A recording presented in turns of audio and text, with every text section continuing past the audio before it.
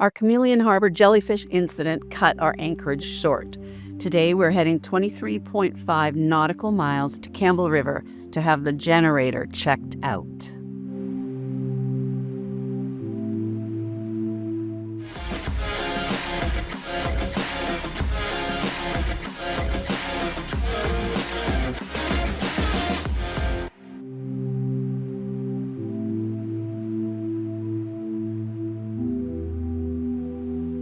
We headed down Hoskin Channel through Seymour Narrows, a notoriously powerful tidal bottleneck north of Campbell River, once home to the infamous Ripple Rock, where currents can rip through at over 15 knots.